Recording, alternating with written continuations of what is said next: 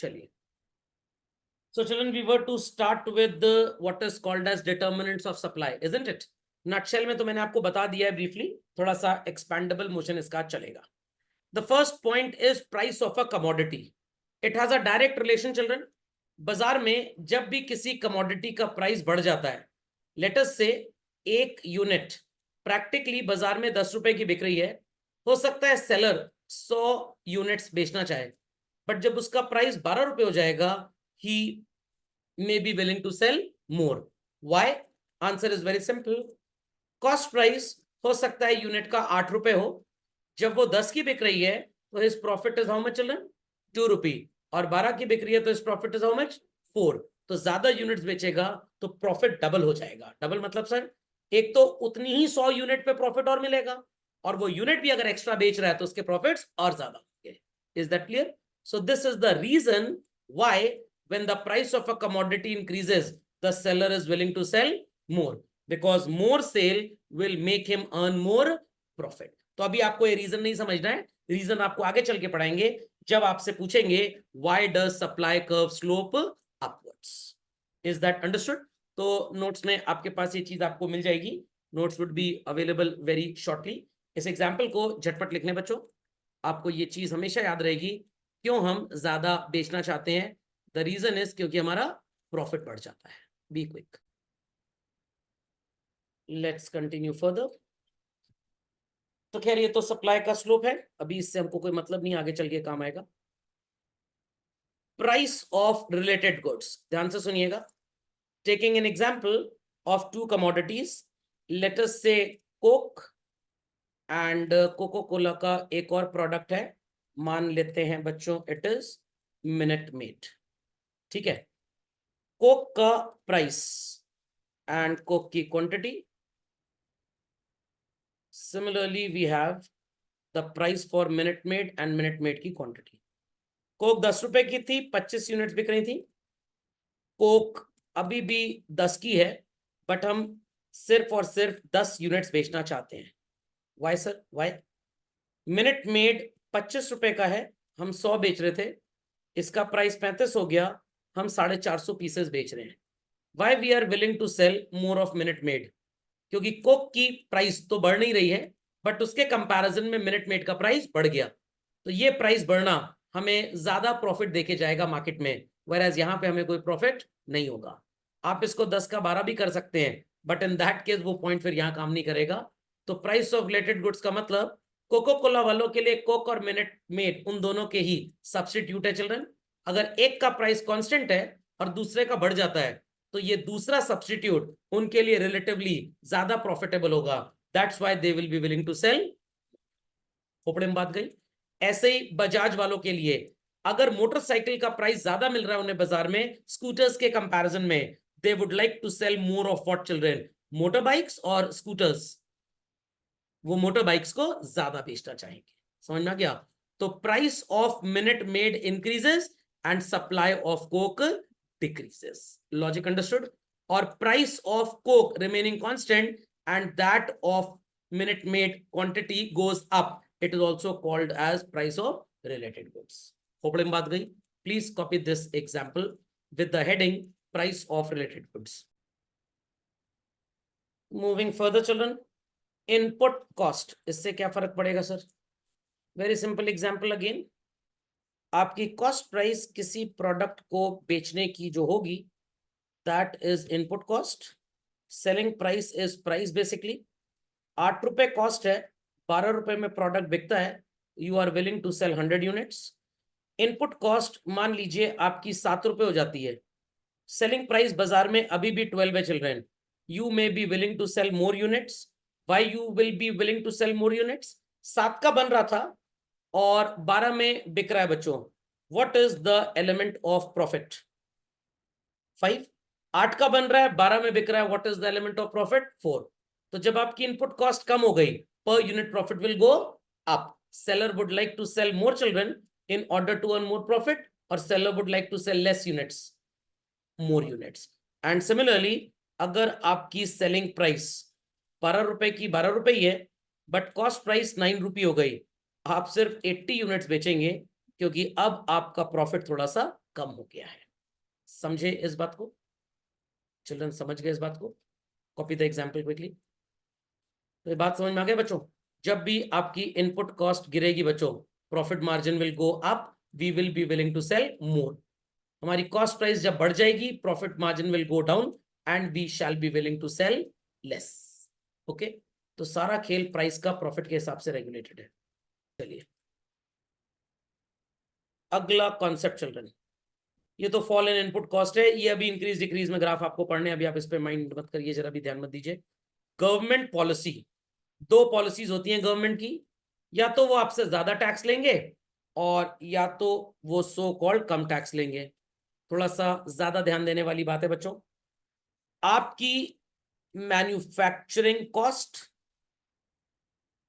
Government का tax, selling price, profit, और मैं यहां पे एग्जांपल एक ले लेता हूं क्वांटिटी का भी।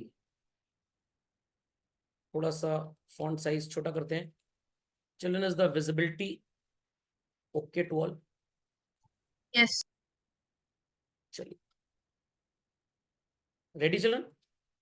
मैन्युफैक्चरिंग कॉस्ट एक पर्टिकुलर प्रोडक्ट की जो थी बच्चों, वो 10 रुपए थी, 4 रुपए उस पर टैक्स लगता था, तो उसकी टोटल कॉस्ट प्राइस 14 रुपए हो गई। कितनी हो गई? 14 रुपए। आप इसे 20 रुपए में बेचते थे। What was the amount of profit that used to get children? कितना प्रॉफिट आपको मिला करता था?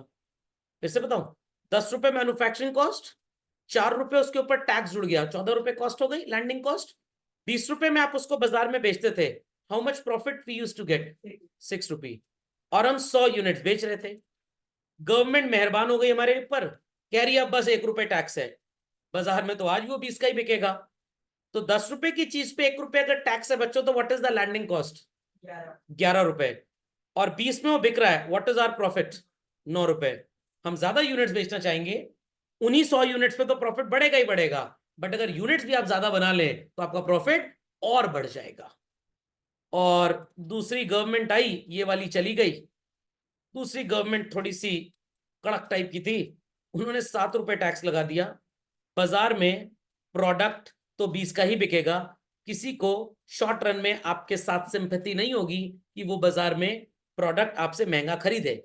दूसरा कॉम्पिटिटर जिसके पास पुराना गुड्स स्टॉक ऑलरेडी प्रोड्यूस्ड है बच्चों, वो तो 20 रुपए में बेच के स्टिल खुश रहेगा। बट आपके ऊपर गाज गिरी, आप एक फास्ट सेलिंग बिजनेसमैन थे, इसलिए आपके पास पुराना स्टॉक नहीं बचा। आपने नया बनाया 10 रुपए का, 7 रुपए गवर्नमेंट का न्यू टैक्स है, 20 का सामान बाजार में बिकेगा। What is your profit? 3 रुपए। क्या आप ज्यादा बेचना चाहेंगे? आप ऐसी कंट्री खोजेंगे जहां पे आपका प्रॉफिट ज्यादा हो। तो जब गवर्नमेंट ज्यादा टैक्स लगाएगी चिल्ड्रन, आई रिपीट चिल्ड्रन, जब गवर्नमेंट ज्यादा टैक्स लगाएगी, seller would be willing to sell less. जब गवर्नमेंट सब्सिडी दे देगी या टैक्स कम कर देगी, seller would be willing to sell. Is that understood? तो आपकी गवर्नमेंट ने जब ज्यादा टैक्स लगा दिया, तो आपकी लैंडिंग कॉस्ट 14 रुपए से बढ़ के 17 रुपए हो गई। आप कम बेचना चाहेंगे।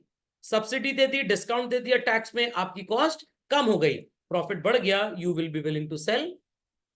इस ज्ञान को लिख भी लेंगे आप। चलिए be quick, be quick. Continuing further, again graph की चिंता मत करिए, ये आप इंक्रीज डिक्रीज और एक्सटेंशन कॉन्ट्रैक्शन में पढ़ेंगे। स्टेट ऑफ टेक्नोलॉजी एकदम सिंपल है। अगेन कॉन्सेप्ट लिखना स्टार्ट करिए चलन। आपके पास एक ओल्ड ऑब्सोलीट टेक्नोलॉजी थी। I repeat children, old obsolete technology. इस टेक्नोलॉजी से आप प्रोडक्शन कर रहे थे। मार्केट में प्राइस ऑफ अ कमोडिटी था 10 रुपए। दिन भर मशीन चलती थी, महीने भर में, साल भर में लेटेस्ट से 1000 यूनिट्स बिकते थे। बाजार में प्राइस हो सकता है बढ़ के 12 रुपए हो जाए, और जब प्राइस 12 रुपए हो गया चिल्ड्रन, आपके पास आ गई नई जमाने की मशीन, और अब आप 4000 यूनिट्स का आउटपुट कर सकते हैं। या अगर सेम प्राइस भी है, 10 का 10 ही है, तब भी आप यूनिट्स बढ़ा सकते हैं।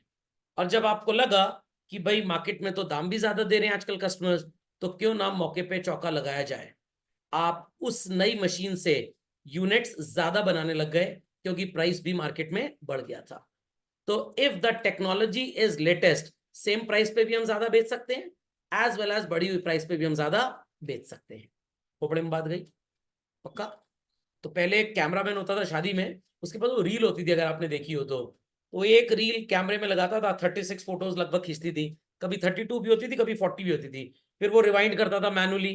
ऑटोमेटिक कैमरे आ गए तो बटन दबाया, उससे रिवाइंड हो गया, बट रिप्लेस करने में टाइम लगता था। आजकल तो मेमोरी कार्ड है, 1 TB का मेमोरी कार्ड है, पता लगा 500 फोटो तो उसी में खींच गई, तो उसको एक इवेंट के लिए वापस से मेमोरी कार्ड बदलने की जरूरत नहीं है। तो वो कैमरामैन उसी प्राइस में ज्यादा फोटोग्राफ क्लिक कर लेगा, क्योंकि टेक्नोलॉजी डिजिटल कैमरे की आ गई from the old type of camera. समझ में आ गया? Copy quickly children, let's continue. Again graph की चिंता मत करिए, शिफ्ट में और मूवमेंट में पढ़ाऊंगा आपको। चलिए, आ गई कहानी बच्चों। ये कहानी सेम है, ये नीचे फिसल रहे हैं, आई रिपीट फिसल रहे हैं, और ये भाई साहब दूसरे वाले जो हैं वो आगे जा रहे हैं, पीछे भी जा सकते हैं। तो ध्यान से मेरी बात सुनिएगा। कॉम्पोजिशन लिख रहा हूं बच्चों। प्राइस का क्वांटिटी के साथ रिश्ता क्या कहलाता है? 10 रुपए का प्रोडक्ट था, 100 यूनिट्स बेच रहे थे, प्रोडक्ट का प्राइस बढ़ के 12 रुपए हो गया, हम बेचने लग गए 180 यूनिट्स। मार्केट में प्राइस 9 रुपए हो गया, we are selling just how many children? 70 units. So क्या फिनोमेना आपको 12 रुपए पे नजर आ रहा है चिल्ड्रन? प्राइस राइजेस और falls? Rises, and quantity also rises. खोपड़े में बात गई, खोपड़े में बात गई। This phenomena is called as extension of या extension in supply. There after बाजार में बच्चों प्राइस फॉल होके 9 रुपए हो गई, एंड सेलर कह रहा है छोड़ो, अब प्रॉफिट ज्यादा होगा नहीं, क्यों टेंशन लेना। This is called as what is mentioned to be contraction of supply. खोपड़े में बात गई चलो, खोपड़े में बात गई, समझ में आ गया? एक ही ग्राफ में आप आगे पीछे चलते रहेंगे, नया सो कॉल्ड स्लोप फॉर्म नहीं होगा, और हर जगह यहां पे रीजन सिर्फ एक है, and the reason is price. I repeat children, the reason is price. क्योंकि आपने डिमांड पढ़ा है बच्चों, इसलिए आपको ये चीजें जानी पहचानी लग रही हैं। तो ये बेसिक कॉन्सेप्ट है चिल्ड्रन, और इस बेस कॉन्सेप्ट के बाद अगर प्राइस के बढ़ने से हमारी क्वांटिटी बढ़ जाए, वी विश टू सेल मोर, तो इट इज एक्सटेंशन, और घटने से क्वांटिटी घट जाए, we wish to sell less, it is called as what? Contraction. इतनी बात समझ में आ गई? इतनी बात समझ में आई बच्चों? चलिए फिर से कहानी को दोहराते हैं, कहानी को दोहराते हैं चिल्ड्रन। प्राइस एंड क्वांटिटी, आपकी प्राइस है 10 रुपए और आप 100 यूनिट्स बेच रहे हैं। समझ में आ रहा है बच्चों? नजर आ रहा है सबको? Children, is it visible well to all? Yes. बाजार में कुछ हुआ, क्या हुआ सर? अरे कुछ हुआ है, बता रहा हूं आपको, परेशान मत होइए। एंड आपने देखा, क्योंकि आप स्टूडेंट हैं, आप बिजनेसमैन नहीं हैं, आपने देखा कि भाई प्राइस तो बाजार में अभी भी 10 रुपए है, बट ये शॉपकीपर्स ज्यादा प्रोडक्ट बेच रहे हैं, और ज्यादा प्रोडक्ट बेच रहे हैं। तो आपने कहा सर ऐसा क्यों हो रहा है? मैंने कहा ऐसा इसलिए हो रहा है कि इन बिजनेसमैन को लग रहा है कि 2 महीने के बाद एक कानून आएगा जो इन प्रोडक्ट्स की सेल पे एक बैन लगा देगा, इनको इलीगल डिक्लेयर कर देगा। जैसे सर BS7 एमिशन नॉर्म्स आने वाले हैं, मान लीजिए 1 अप्रैल 2027 से 31 मार्च 2027 आखिरी दिन होगा जब BS6 गाड़ियां बाजार में बिकेंगी। उसके बाद उनका रजिस्ट्रेशन अलाउड नहीं है। अगर पहले बिकी है तो बाद में रजिस्ट्रेशन हो जाएगा, बट सेल अलाउड नहीं है। हर शोरूम में 5-5, 10-10 एक्टिवा खड़ी हुई हैं, तो एक्टिवा लेवल 15-15, 20-20 हजार रुपए का गाड़ी सस्ती बेच देंगे। क्यों बेच देंगे? क्योंकि उनको पता है कि कल से मार्केट में गाड़ी बिकेगी नहीं। तो अभी ध्यान दीजिएगा मेरी बात पे, मैंने क्या बोला। हर शोरूम में 10-10, 15-15 गाड़ी खड़ी है, शोरूम वाले एक्टिवा सस्ती बेच देंगे क्योंकि उनको पता है कि कल से अब ये गाड़ी नहीं बिकेगी। तो सर मतलब ये है बच्चों, बाजार में नमक का पैकेट 10 रुपए का था, हम पहले 100 बेचा करते थे, हमें पता लग गया कि WHO एक रूल लेके आ रहा है नमक के ऊपर कि ज्यादा नमक ना खाएं, ये 3 दिन बाद मार्केट में न्यूज आ जाएगी तो नमक की सेल फ्लॉप हो जाएगी। तो आज हमने नमक को ज्यादा से ज्यादा बेचने की कोशिश की, लोगों को बोल के कि हो सकता है कल से नमक ना मिले ताकि हमारा स्टॉक खत्म हो जाए। Is that understood? जो हमारे पास सॉल्ट है, ये है सी सॉल्ट। कौन सा सॉल्ट? सी सॉल्ट, जिसको नॉन वेजिटेरियन बोला जाता है। और वेजिटेरियन सॉल्ट सर कौन सा होता है? रॉक सॉल्ट, समझ में आ गया, जो पहाड़ों से मिलता है बेसिकली। तो हमें पता है कि सी सॉल्ट आने वाले टाइम में नहीं बिकेगा, रॉक सॉल्ट ज्यादा बिकेगा। तो लोगों को एक फेक न्यूज बता के ज्यादा से ज्यादा स्टॉक अपना क्लियर कर दिया। तो when more quantity sold at same price, सबको नजर आ रहा है एग्जांपल, 10 रुपए में 100, 10 रुपए में 140, 10 रुपए में 150, 10 रुपए में 150। बट सर अगर आप 8 रुपए में 170 बेच रहे हैं, याद करिए मैंने आपको डिमांड में पढ़ाया था, आपकी बुक में 2 पॉइंट ग्राफ दिया, मैं 3 पॉइंट पढ़ा रहा हूं। तो सेम प्राइस पे ज्यादा बेचना is increase, I repeat children, is increase. अगर प्राइस गिर जाए तो लॉ ऑफ सप्लाई क्या बोलता है बच्चों? We should sell less. Are we selling less? No. Let us say we are selling still 140, और late us say we are selling 10 रुपी पे 100, और यहां पे भी बेच रहे हैं 100। तो अगर आप 10 रुपए पे 100 बेच रहे हैं, ऊपर वाला मैंने कॉपी कर लिया फिर से, और आप 10 पे 150 बेच रहे हैं, तो सेम प्राइस पे you are selling more, it is increase in supply. I repeat, it is increase in supply. वजह ज्यादा बेचने का प्राइस नहीं है। आई रिपीट चिल्ड्रन, वजह ज्यादा बेचने का प्राइस नहीं है। क्या वजह है सर? द वजह इज अदर वजह, अदर फैक्टर्स आर देयर। और अदर फैक्टर्स मैंने आपको बताए, इसका कॉम्पिटिटिव प्रोडक्ट महंगे में बिक रहा है, हो सकता है कल को ना बिके, ज्यादा से ज्यादा बेच के क्लियर कर दो। हो सकता है गवर्नमेंट बिजनेस इलीगल डिक्लेयर कर दे, आज स्टॉक खाली कर दो। मार्केट में कंपटीशन आएगा, इसका दाम कल को गिरने वाला है, आज इसी प्राइस पे बेच के इसको निकाल दो। खोपड़े में बात गई।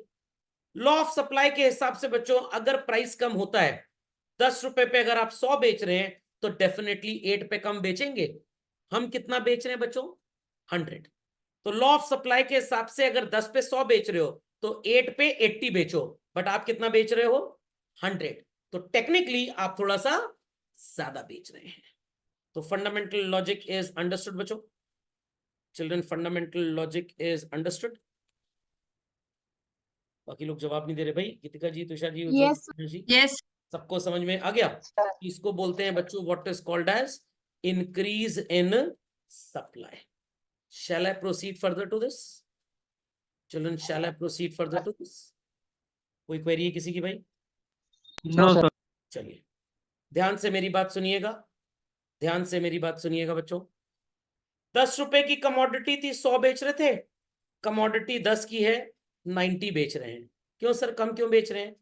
इसका सब्स्टिट्यूट ज्यादा प्रॉफिट देख के जा रहा है, क्यों टाइम बर्बाद करेंगे इसकी मार्केटिंग और सेल्स प्रमोशन में?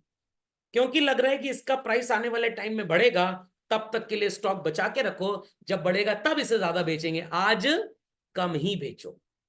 और अगर बच्चों प्राइस कम हो जाए मार्केट में तो लॉ ऑफ सप्लाई क्या बोलता है कि हमें कम बेचना चाहिए, और जब प्राइस बढ़ जाए मार्केट में तो लॉ ऑफ सप्लाई क्या बोलता है? हमें ज्यादा बेचना चाहिए। तो अगर आप 10 रुपए में 100 बेच रहे हो तो 12 रुपए में 120 बेचना चाहिए, बट हम कितना बेच रहे हैं? उतना ही बेच रहे हैं। तो relatively we are selling less. It is called as what children? Decrease in supply. Logic understood well or not children? कोई क्वेरी चिल्ड्रन किसी की? Children, No, any sir. Queries? No, sir. तो इस पे मार्किंग करिए बच्चों, इस पे मार्किंग करिए, mark the phenomena. This shows same price more quantity and, जो आपकी बुक में तो नहीं है बट एग्जाम में जरूर ऐसे ही पूछेगा आपसे, लेस प्राइस सेम क्वांटिटी। नहीं समझे बच्चों? Less price same quantity. और यहां पे मार्क करिए same price so called less quantity and more price same quantity. Is that understood well? Children, understood well? समझ में आ गया फिनोमेना? समझ में आ गया बच्चों? कंफर्म? चलिए डू इट क्विकली, फिर इसका ग्राफ बनाना सिखाता हूं आपको. Let's draw the graph representing all children. तैयार है सब लोग? बना लीजिए बच्चों X axis Y axis first and foremost, और एक ग्राफ मैं यहाँ पे बनाऊंगा कवरिंग दिस, एक ग्राफ यहाँ पे बनाऊंगा. चलिए let's start children, let's start. ये है हमारा एक्स एक्सिस और ये है Y axis. This is origin, mark कर लीजिए एक्स और Y. Price is OP, quantity supplied is O Q. I repeat, price is OP and quantity supplied is OQ. Appearing at what is called as point A. Market में किसी वजह से दाम बढ़ गया बच्चों, P1 हो गया, and seller wishes to sell more. Market में दाम बढ़ गया बच्चों and seller wishes to sell more.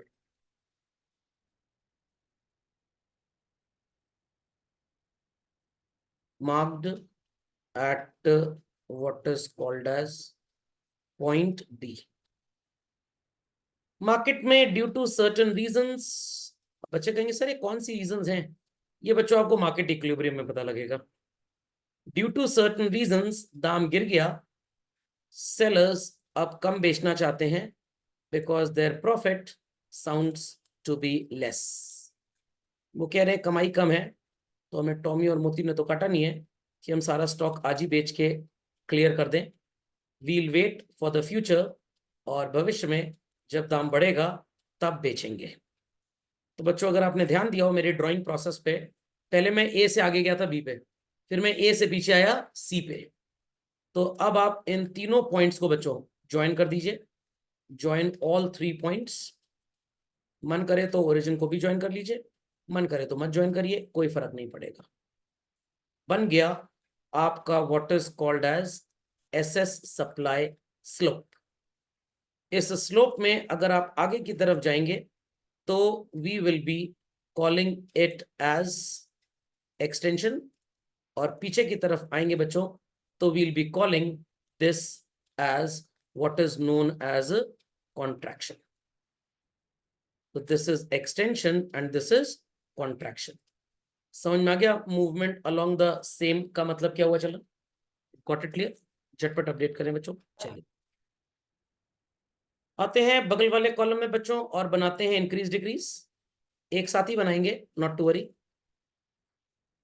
एक साथ ही बनाएंगे, बिल्कुल परेशान मत हुआ.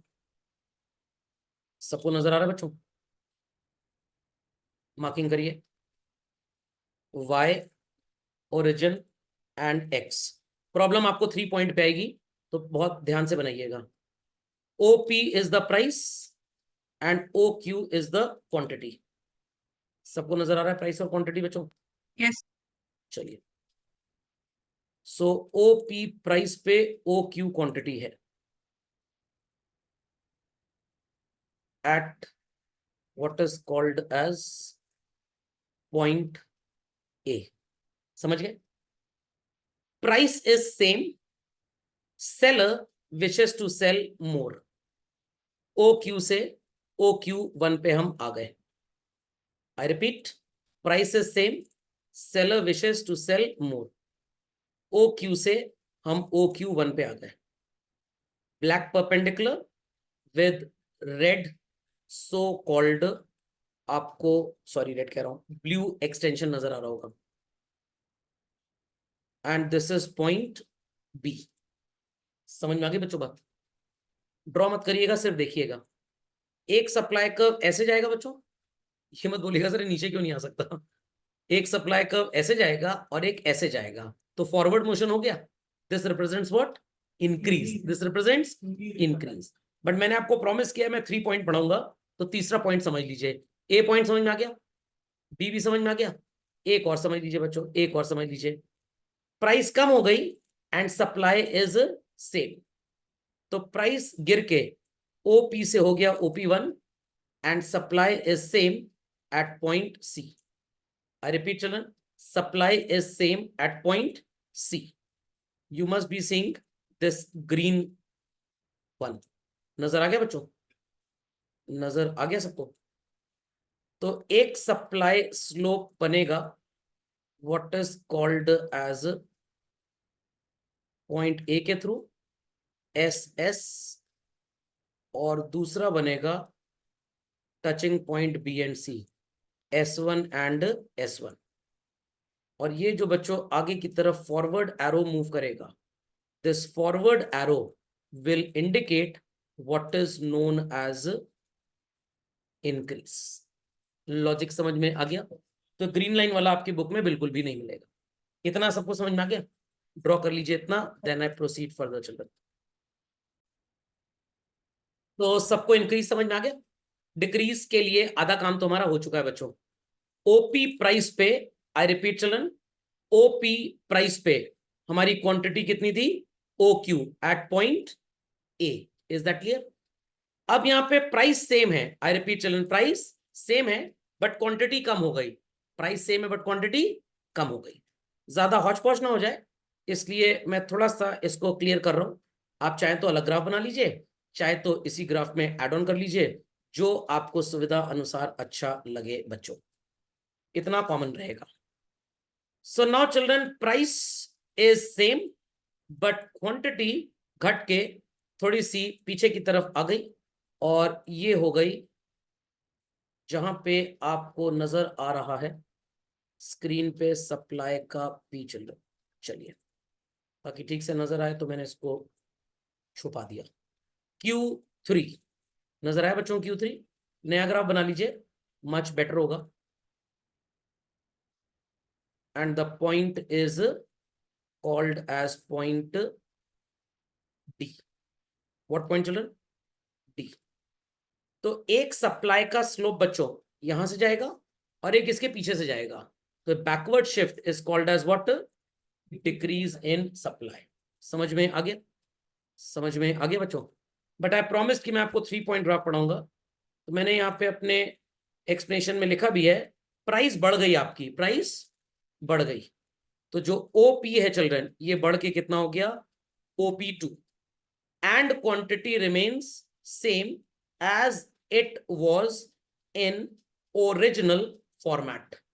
कहने का मतलब पॉइंट A से और फर्दर एक्सपैंड कर जाएगा। कलर चेंज कर देता हूं ताकि नजर आ जाए ठीक से। ये ऊपर चला गया बच्चों, and the point here will be marked as M। Mark कर लीजिए। तो सप्लाई स्लोप कहां से जाएगा? Let's see children, let's see. एक स्लोप तो पॉइंट A से जाएगा जिसे आप बोलेंगे SS, और दूसरा जो स्लोप है that is the green colour one, ये ज्वाइन करेगा D और M को, S1 एंड S1। और पीछे की तरफ जो शिफ्ट हो रहा है ये children, this represents decrease, this backward arrow represents decrease. समझ में आ गई सबको बात? एवरीबडी? चलिए झटपट कॉपी कर ले बच्चों, कोई क्वेरी है तो प्लीज पूछ लीजिए, एल्स आज की सेवा यहीं पे समाप्त होती है। 3 पॉइंट अप्रोच याद रखेंगे बच्चों सब लोग। 2 पॉइंट से भी आंसर आ जाएगा, 3 पॉइंट से भी आ जाएगा, क्योंकि MCQ में हो सकता है ISC आपको फंसा दे, तो इसलिए 3 पॉइंट आपको आना चाहिए। ओके।